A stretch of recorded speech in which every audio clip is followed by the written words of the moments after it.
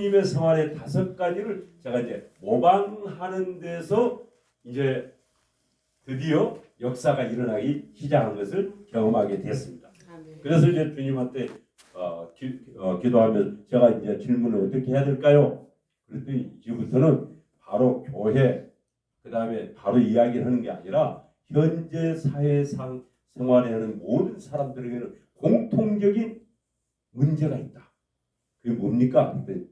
요 생각을 해봐. 지금 모든 사람들이 죄의 영향을 받고 있는 모든 사람들은 그 안에 욕심이 죄성이 있기 때문에 항상 마음에 평강이 있는 것이 아니라 분노가 있고 정신적으로 우울증이 있고 그리고 뭔가 늘 나를 알아주기로 하는 인정을 받기를 원하고 그러니까 먼저 그들의 이지를 파악을 해서 그들을 먼저 좀 만나면 위로 좀 해줘라. 그 다음 좀 인정을 좀 해줘라. 그리고 그들 속에 있는 뭐가 문제가 있는지 좀 물어봐줘라. 꿈이 무엇인지 행복하냐고 물어봐주고 건강관리는 어떻게 하느냐고 물어봐서 그렇게 해서 거기에서 대화를 풀어가라. 그런데 제일 중요한 것은 이 사람이 신앙생활을 하는지 안 하는지를 묻는 대화 질문법을 저도 모두 기도하는데요. 탁 입술이 튀어나온 거예요. 그게 뭐냐? 일요일은 뭐 하십니까? 이렇게 물으라는 거예요. 아, 그럼 일요일은 뭐 하십니까? 고객님. 그러니까 저요? 교회 다녀요. 저요? 성당 다녀요. 저요? 얘들하고 놉니다. 딱 한 번의 질문에 그냥 파악이 되지 않습니까? 그리고 거기서 일요일에 다닌 사람은 이제 교회 다닌다는 사람 다시 또 질문합니다. 요즘 예수님과 관계가 어떻습니까? 저는 이거 꼭 물어봐요. 지금 교회 와서도 보통 사람들 얼굴 속에 기쁨이 없으면 예수 믿는다는 거예요. 기쁨이 있어야 되잖아요. 근데 기쁨이 없는 사람에게는 우리가 가서 다른 말 하는 게 아니라 그래 요즘 예수님과 관계가 어때? 그러면은 예수님 몇 자만 들어도 난 가슴이 뛴다게 해야 될 거 아니에요. 우리가. 근데 그렇게 말 못하는 이게 관계가 지금 문제가 있는 거잖아요. 모두가 다 예수님 때문에 살아가고 예수님 때문에 우리가 모든 걸 얻었는데도 불구하고 그래서 교회에서도 할 일이 많고 그 다음에 이제 전략을 짜서 그 사람들을 하나하나 성령님께 물어가면서 이제 낚시가 딱 던지는데 입질만 해도 재미가 있잖아요. 근데 낚시가 딱 던졌는데 입질도 안 하면 그것처럼 재미가 없거든요. 그렇죠? 또 영업 하시는 분 중에 훨씬 많이 계시다면 가서 보면 그래도 받아주고 이야기 나누고 이렇게 하면 재밌는데 아예 처음부터 거절하면은 할 맛이 안 나잖아요. 그래서 그때부터 지금까지 한 15년 동안을 이제 저는 던지면은 입질을 하고 그래서 저는 이걸 성령님 저에게 가르쳐 주신 그 지혜가 뭐냐? 너 생활 의장을 확보를 해라. 네, 오늘 제가 이제 여러분 조금 우리가 놓칠 수도 있고 그런데 누구나 할 수 있는 게 뭐냐? 네가 알고 있는 권력 형제들, 고객들, 친구들 이 사람들을 먼저 명단을 한번 작성을 해봐라. 명단. 예. 근데 우리 교회에서 가르쳐 줘도 그것을 실제적으로 놓고 그렇게 안 하더라고. 대부분 교회들. 생각해보세요. 누구나 다 의장이 있어. 하나님 주신. 저는 그걸 생활 의장이다. 자기 권력 형제가 없는 사람 한 사람도 없잖아요. 자기 혼자 태어난 사람 없잖아. 다 친척 있거나 뭐 부모가 있거나 시댁이 있거나 처가가 있거나 그 다음에 친구 없는 사람 한 사람도 없어. 그 다음에 누구요? 직장이 있으면 직장이 사장부터 경비원까지. 그리고 내가 다니는 뭐 아는 사람들, 지인들, 동호인들 일단 명단 한번 쫙 한번 이게 작성을 해보세요. 그러면은 그게 생활의 하나의 이제 의장이라는 거죠. 의장. 예, 의장. 그러니까 의장 안에서 양식장에 이렇게 가면은요. 제가 이제 공무원 생활할 때에 저기 태안이라는 곳에 제가 그때 등지소장 했어. 근데 제가 30살에 그때 했는데 그 양식장 두산에서 하는 그 새우 양식장을 하면서 하는 그 소장이 저한테 와서 뭔가 자꾸 좀 부탁을 할 일이 있어. 그러니까 한 번은 양식장에 놀러 오라 하더라고. 그래서 갔더니 준비하고 여기 바로 이 망이 이렇게 그물이 이렇게 돼 있더라고. 여기 뭐가 이렇게 줄. 근데 이 안에서 낚시를 하십시오. 그래서 자기들이 준비한 낚시로 딱 던져 했더니요. 우럭이요. 이만하게 올라오는 거예요. 와, 막 찌릿찌릿. 야, 이 맛 봐야 되는데. 그래서 또 그 다음에 또 손님가 바로바로 올라와요. 그래서 이게 요 잡는 요 바구리에 하나가 잡혀 있어요. 아, 근데 왜 이렇게 잘 잡히니까 했더니 여기가 우럭을 가둬놓은 양식장이래요. 그래서 제가 이제 힌트를 얻은 거예요. 이게 양식장을 이거 생활 내 안에 있는 생활 양식장을 누구든지 다 가질 수가 있죠. 그렇죠. 여기 한 분도 나는 없을 수가 없어. 그래서 오늘부터라도 야 누구든지 내가 가지고 있는 친인척 명단 안 그러면 정 어려우면 청첩장을 보낼 명단 한번 작성을 한번 해보세요. 그럼 작성했고 그 사람을 놓고 그 다음부터 어떻게 해요? 예수님이 늘 새벽마다 가서 기도했듯이 전에는 막 기도하면은 세계 막 통일부터 이게 이제 기도가 먼저 갔는데 그 다음부터 제 기도 순서가 이제 바뀌죠. 1순위가 뭐예요? 이걸 놓고 하나님 이 영혼 한 사람의 영혼의 가치가 천하보다도 귀하다는 우주적 최고의 가치이기 때문에 이 영혼을 놓고 먼저 이제 기도하기 시작하는 거예요. 하나님 이 영혼들을 축복해 주세요. 그냥 전부터 뭐 전도하겠다 이게 아니고 그냥 그 영혼을 위해서 하나님 앞에 긍휼을 베풀어 달라고 이 기도를 시작하니까요. 야, 여러분 다 그렇게 하고 계시겠지만 저는 그때 처음으로 느꼈어요. 아하, 예수님의 마음이 있어야 우리가 전도하는 거잖아요. 예수님의 마음이 무슨 마음이에요? 긍휼의 마음. 그리고 긍휼의 마음은 뭐예요? 예수님을 못 만나면 이 사람은 영벌에 처하는데 내가 이것을 내가 간과하고 예? 야, 그러니 막 회개가 안 될 수가 없잖아. 나는 뭐가 잘 되면은 뭘 오늘 바꿔서 먹을까, 뭘 물건을 바꿀까, 골프채를 어떻게 바꿀까, 뭘 좀 넓힐까, 차를 바꿀까 이런 생각을 했는데 하나님의 마음을 품다 보니까 이 사람들을 놓고 기도하고 축복하고 여기에 쓰라고 한 건데 나는 그냥 나를 위해서 입으로는 뭐 주의 영광을 위해서 산다 하면서 완전히 이렇게 살았구나. 그러면서 이제 제 마음에 회개가 오면서 그 사람들이 한 사람들이 이제 사랑의 눈으로 보이니까 어떻게 돼요? 그 다음에 제 자신이 언어가 바꿔지기 시작합니다. 언어가. 전에는 우리 직원들도 못하면 야단치고 야 김과장 지난번에 좀 가르쳐준 또 실수하냐? 너 실수하면 어떻게 돼? 이걸 지적하고 따지고 뭐 하면 나를 막 나타내 이렇게 했는데 그 다음부터는 힘들지. 그래 그래도 너는 잘할 수 있어. 그리고 또 잘하는 일을 어쩜 이 본으로 잘해왔냐?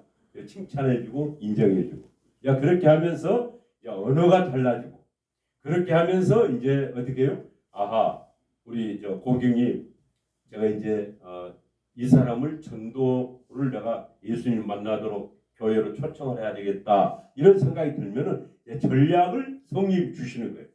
그 전략을 이제 어떻게 성님 주시냐? 너 그 사람 기도하면서 그 사람이 지금 어떤 상황인지 그 사람을 한번 오늘 전화해서 만나봐라. 그리고 가서 새벽마다 그렇게 저는 뭐가 필요해요? 계속 기도 시간을 이제 거의 목숨을 걸고 기도 시간을 확보를 하는 거예요. 전에는 의무적으로 막 이제 장로니까 막 교회 가서 기도해야 되고 막 그런 게 있었잖아요. 근데 지금은 최고의 천하보다 귀한 가치 있는 일을 내가 하나님 앞에서 내가 일을 행한다 하니까 일어나면은 이제 설렘이 있는 거죠. 그래서 하게 되면 하나님께서 뭐라 하냐? 오늘은 이상하게 영감이 와요. 어느 사람에게 전화를 해봐. 요 명단 있는 사람이에요. 그럼 전화를 딱 하면은 아이고 어떻게 내가 이게 힘든지를 아시고 전화를 했냐. 그래서 전화를 이렇게 나누고 이러하다 보면은 그가 이제 저에게 묻는 질문도 있고 다양하게 있지만은 대부분 이제 그렇게 관계를 가지고 서로 관계를 하다 보면은 문자를 보내도 매일매일 막 이렇게 보내는 게 아니라 기도를 하고 이제 간단하게 성님 주시는 은혜를 가지고 기도를 하되 꼭 그 가정의 자녀 이름을 제가 파악합니다. 자녀 이름. 왜냐하면 사람들은 다 자녀를 잘 키우기를 원하지 않습니까? 요즘 또 손주가 다 있죠. 홍장님도 손주 있죠. 몇이나 있습니까? 아직은 손주. 그래서 요즘 손주를 자랑하고 싶은데 누가 안 물어봐. 손주 있는 사람. 저는 이제 손주가 둘 있습니다. 그런데 그래서 이제 손주를 묻던가 자녀를 묻던가 그러면은 자녀를 위해서 제가 기도할 테니까 자녀 이름을 가르쳐 주세요. 그러면은 자녀를 줘. 이름을 안 가르쳐 준 사람이 한 분도 없더라고. 제가 지금 수첩을 하여튼 뭐 그래서 매년 이제 저는 수첩을 꼭 이제 소지하고 다닙니다. 그래서 이제 자녀 이름을 적으면서 이제 그 다음에 이제 마누라 이름도 붙여달라. 그러면서 제가 또 이제 하는 말이 기도를 하다가 당신 자녀에게나 손주에게 필요한 정보가 있으면 제가 보내줄 테니까 주소를 가르쳐 주세요. 그러면은 주소를 다 가르쳐줘요. 지금 수백 가정이 15년 오는 동안에 누구든지 뭐 불교 신자든 여기 유교 이런 사람들을 거부절을 안 해.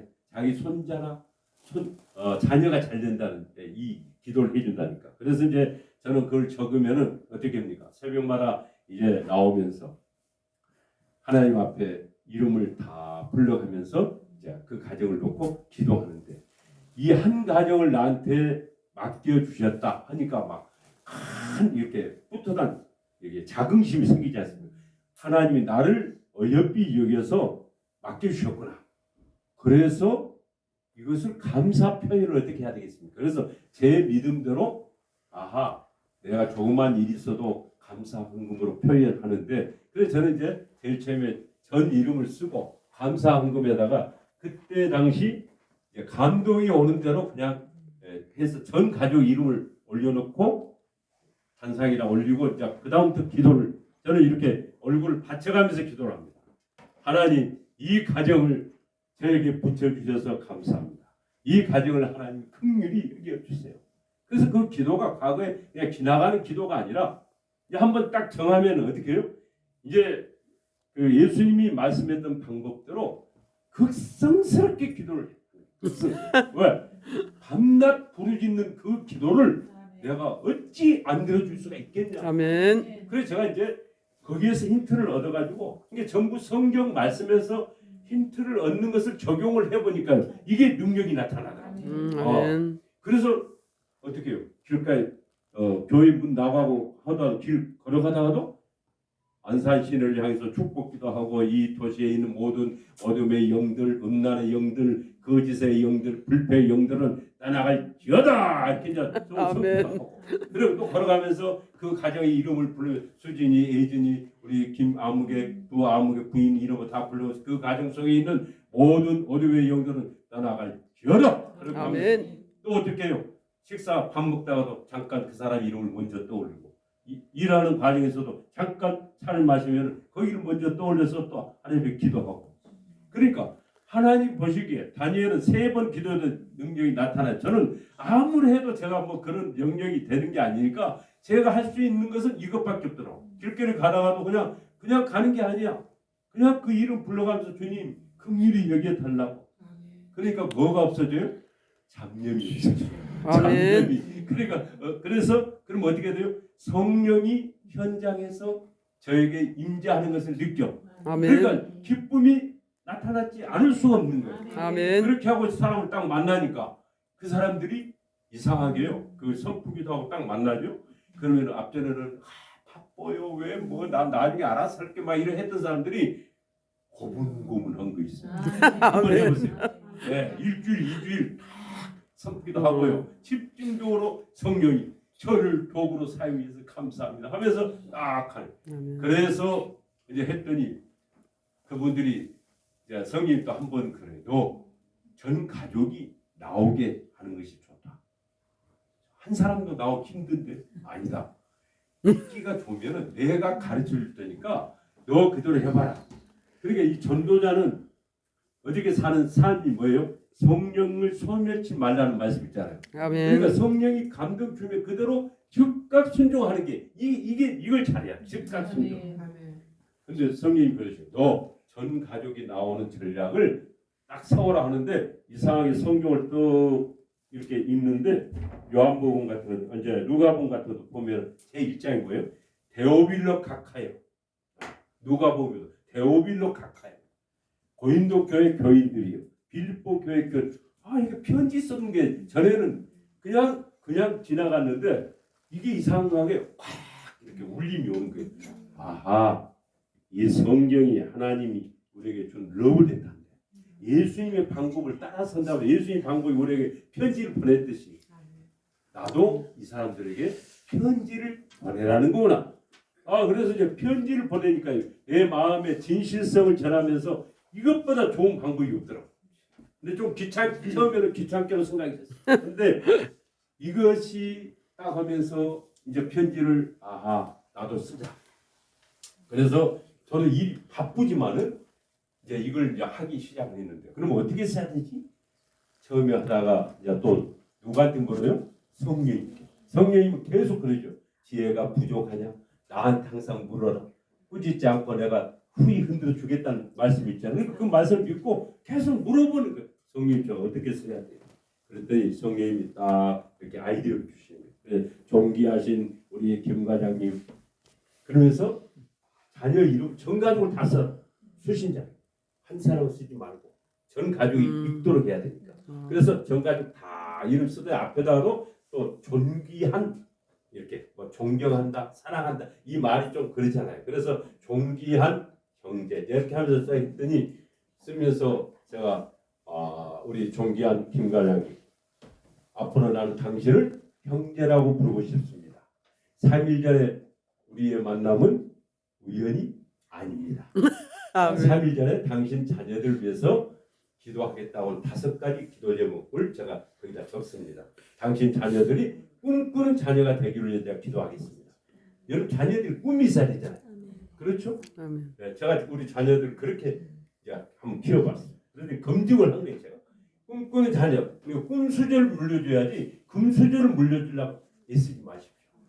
다 고개를 끄덕끄덕거려요. 그 다음에 가치관이 잘 돼야 되지 않겠어요? 꿈을 달성을 되는데 가치관이 잘못되면 다 망가지지 않습니까?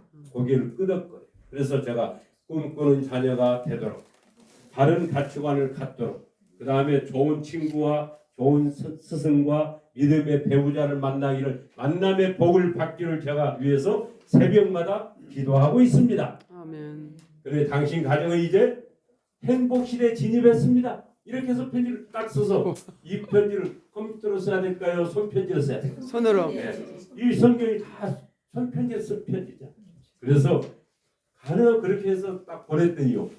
와 즉각 막 전화가 왔는데요. 막 그 사람이 막 이렇게 감동해가지고 자기 집에서 전부 칭찬을 들었다. 아빠는 당신은 어쩜 이런 좋은 분을 알고 계시느냐. 그래서 이제 그분이 연결이 되면서 나중에 이제 그분이 저에게 결정적으로 이런 질문을 합니다. 아니 장로님 왜 저한테 이렇게 잘해주시냐. 이걸 물어야 정상이죠. 반대로 이렇게 우리 직장에서나 친구들이 야 너 당신은 요즘 왜 그렇게 늘 웃고 여유가 있어? 이런 말을 우리가 들어야 되겠죠. 이게 들어야 우리가 그때 예수님을 이야기하는 게 가장 자연스러워요. 네. 공감하시는가요? 동의하시죠? 네, 네. 아멘. 그러니까 성령님이 이제는 바로바로 꼭 나를 분위기도 만들어 놓지 않고 바로 프로포즈하면 되겠냐? 분위기를 만들어 놓고 여기 지금 우리 농촌에도 뭐 씨앗을 하나 심어도 밭을 기경을 하고 다 한 다음에 씨앗을 뿌리는데 그냥 뿌리면 길바닥에다 뿌리는 씨앗이다. 그래 나겠냐? 안 낫지 않냐? 그래서 이제 그것을 성령님 저에게 주시는 음성에 따라서 그렇게 했더니 제가 그 말을 묻기 전까지는 일체 아직은 복음을 제시를 안 했어요. 그렇게 계속 왜 이렇게 잘해주세요? 그때가 뭐예요? 우리 물로 치면은 임계점 끓는 시장이잖아요. 그때 이제 제가 그래요. 김 과장님 제가 사실은 당신한테 내가 잘 볼 일은 없어. 근데 나는 내 인생에 나도 술주정배에다가 게임 중독이었는데 행복이 뭔지를 몰랐는데 그분을 만났어. 아주 높은 그분을 만났어. 근데 그분을 만나고 보니까 와 내가 나 누군지를 알았다. 불교에서는 그냥 존재에 있었다. 그런데 그분을 만나고 보니까 그분이 나를 이 세상을 만들기 전에 창세전에 나를 계획하고 만드신 분이더라고.